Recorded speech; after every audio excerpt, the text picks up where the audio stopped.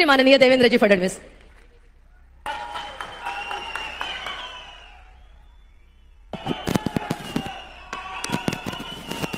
भारत माता की, भारत माता की, छत्रपति शिवाजी महाराज की, धर्मवीर छत्रपति संभाजी महाराज की जय भवानी, जय भवानी, जय जय जय जय जय भवानी, जय जय जय जय जय शिवाजी। हिंदवी स्वराज्याचे सरसंस्थापक छत्रपती शिवरायांना मानाचा मुजरा करतो। भारतीय राज्यघटनेचे शिल्पकार भारतरत्न डॉक्टर बाबासाहेब आंबेडकर यांना मानवंदना अर्पित करतो। आज ज्यांच्यामुळे आपण हा भगवा पटका घालू शकलो, ज्यांनी खऱ्या अर्थानं या देशामध्ये अशी अवस्था होती की उद्याची पहाट ही कशी असेल हे कोणालाही सांगता येत नव्हतं, अशा काळामध्ये छत्रपती शिवरायांना देव देश आणि धर्माकरता लढण्याची शिकवण दिली आणि हिंदवी स्वराज्याची निर्मिती केली। त्या राष्ट्रमाता राजमाता जिजाऊ माँसाहेब यांच्या चरणी नतमस्तक होतो। आणि ज्यांनी या संपूर्ण देशातल्या तरुणाईला एक अमृत मंत्र दिला, उत्तिष्ठत जागृत प्राप्त वरांनी बोधित, म्हणजे उठा जागे व्हा आणि जोपर्यंत ध्येय प्राप्त होत नाही तोपर्यंत संघर्ष करा, हा मंत्र देणारे स्वामी विवेकानंदजी यांच्याही पुण्य स्मृतीला त्यांच्या नमन करतो। आज या ठिकाणी आपल्या या महाविजयी अधिवेशनाची सांगता करण्याकरता, समारोप करण्याकरता आपल्यामध्ये उपस्थित झालेले भारताचे कणखर आणि कर्मठ गृहमंत्री आणि ज्यांचा उल्लेख आधुनिक भारतातले चाणक्य म्हणून केला जातो ते आदरणीय अमितभाई शहा। सर्वप्रथम महाराष्ट्रामध्ये जो महाविजय आपल्याला प्राप्त झाला त्याबद्दल आपल्या सर्वांना मी उभ्या उभ्याच साष्टांग दंडवत करतो, कारण आपल्यामुळे हा महाविजय आपल्याला पाहायला मिळालेला आहे। आणि आपल्या सर्वांच्या वतीने आपले नेते माननीय अमितभाई शहा यांचे मनापासून आभार मानतो की या लढाईमध्ये आपल्या सोबत 24 तास जर कोणी होते तर ते अमितभाई शहा या ठिकाणी होते। जिस समय लोकसभा के पराजय के बाद समूची पार्टी निराश थी, हताश थी और कार्यकर्ता समझ नहीं पा रहे थे कि महाराष्ट्र में हमसे क्या गलती हो गई कि हम इस प्रकार से पराजित हुए, ऐसे समय माननीय अमित भाई ने महाराष्ट्र का दौरा किया। महाराष्ट्र के एक एक संभाग में जाकर हजारों कार्यकर्ताओं से बात की, हजारों कार्यकर्ताओं का मार्गदर्शन किया, उनमें जान फूकी, उनमें ऊर्जा को प्रवाहित किया और उनके मन में इस बात को रोपित किया कि अभी पराजय हुआ है लेकिन आगे विजय है, विजय के लिए सबको संकल्पित होना पड़ेगा। और पूरी पार्टी उठकर खड़ी हुई और पार्टी ने यह महाविजय यहां पर लाकर दिखाया। इसलिए मैं हम सभी कार्यकर्ताओं की ओर से आदरणीय अमित भाई आपका बहुत बहुत आभार व्यक्त करता हूं। जिस प्रकार से ये लड़ाई लड़ते समय आपका केवल मार्गदर्शन नहीं तो सामने से आकर इस लड़ाई में लड़ने का काम आपने किया है, इसलिए आज आपका बहुत बहुत आभार यहां पर मैं व्यक्त करतो। पण एक गोष्ट निश्चित आहे की हा विजय जो मिळालेला आहे या विजयाचे शिल्पकार कोण आहेत? महाभारतातला एक प्रसंग आहे। महाभारतामध्ये ज्यावेळी महाभारताच्या लढाईनंतर पांडवांना विजय मिळाला, पांडवांची सभा भरली आणि सभेमध्ये चर्चा सुरू होती की विजयाचे शिल्पकार कोण? मग त्या ठिकाणी कोणी म्हणालं धनुर्धर अर्जुन हे शिल्पकार आहेत। अर्जुन म्हणाले बरोबर आहे, मी ज्या प्रकारे त्या ठिकाणी अनेकांचा निपात केला त्यामुळे मी शिल्पकार आहे।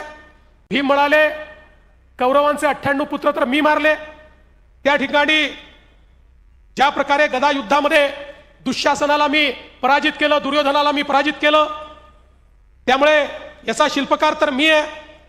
तर कोणी असंही म्हणालं, नकुल सहदेव, शकुनीला आम्ही मारलं, आम्ही शिल्पकार आहोत. तर त्या ठिकाणी धर्मराज असं म्हणाले की शेवटी युद्धाचं नेतृत्व तर मी करत होतो, त्यामुळे या युद्धाचा शिल्पकार मी आहे. तेवढ्यात श्रीकृष्ण त्या ठिकाणी आले आणि त्यांना विचारलं, पार्थ सांगा, कोण या युद्धाचा शिल्पकार, कोण या विजयाचा शिल्पकार कोण?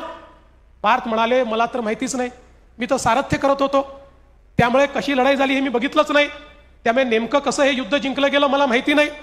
पण एक व्यक्ती आहे की ज्यांनी युद्ध नीट बघितलेलं आहे, त्या व्यक्तीला जाऊन आपण विचारू. ती व्यक्ती म्हणजे बर्बरिक, म्हणजे भीमाचा मुलगा घटोत्कच, त्याचा मुलगा बर्बरिक.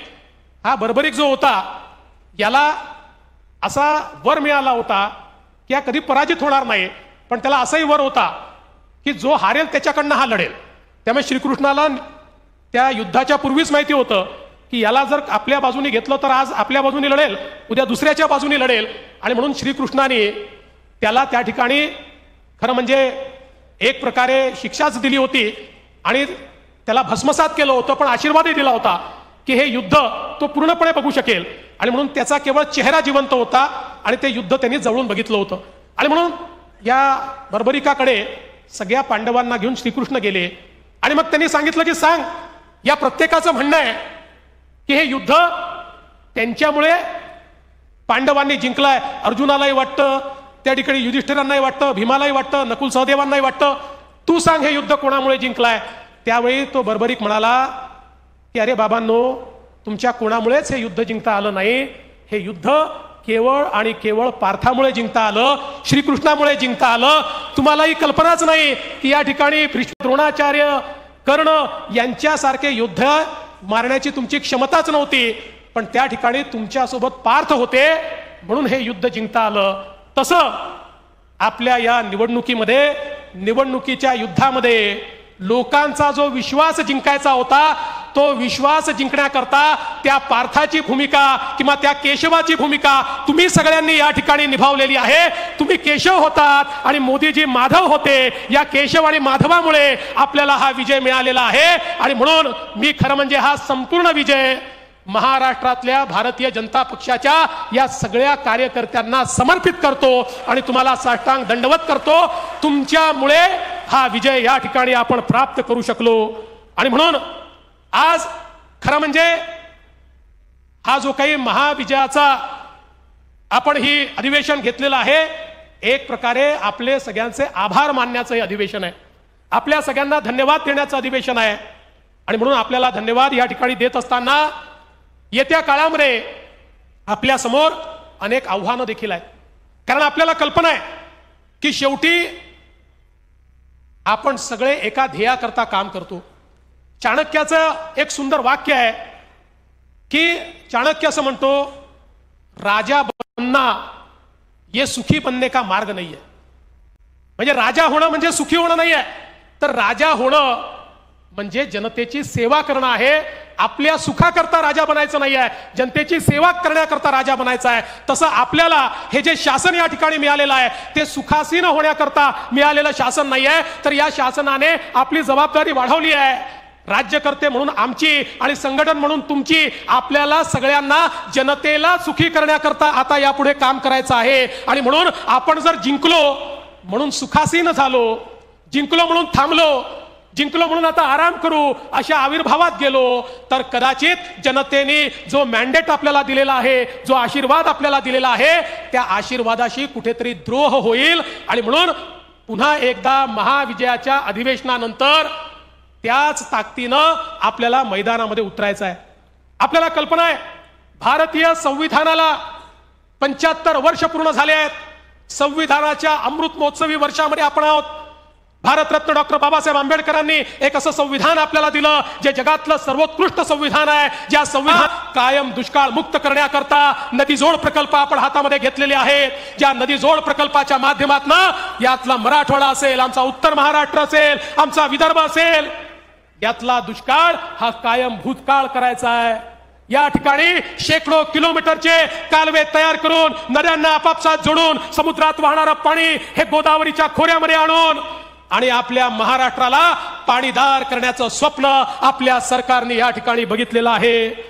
एक ऊर्जावान महाराष्ट्र, ज्या महाराष्ट्रामध्ये आमच्या शेतकऱ्याला सौर ऊर्जेच्या माध्यमातून जन्मभर मोफत वीज मिळाली पाहिजे आणि महाराष्ट्रातला शेतकरी हा सुजलाम सुफलाम झाला पाहिजे, याकरता सौर कृषी वाहिनीच्या प्रकल्पाच्या माध्यमातून या महाराष्ट्रामध्ये एक नवीन क्रांती आपण घडवतोय आणि 2030 सालापर्यंत 52% वीज ही महाराष्ट्रातली अपारंपरिक ऊर्जा स्रोतातून या ठिकाणी येईल आणि आमचा शेतकरी ही सुजलाम सुफलाम होईल। आणि पहिल्यांदा महाराष्ट्रामध्ये आमचा प्रयत्न आहे की उद्योगाला आणि घरगुती वीज जी आपण देतो त्या विजेचे भाव देखील कमी झाले पाहिजे, अशा प्रकारचा प्रयत्न या महाराष्ट्रामध्ये आपण करतोय। आणि हे सगळं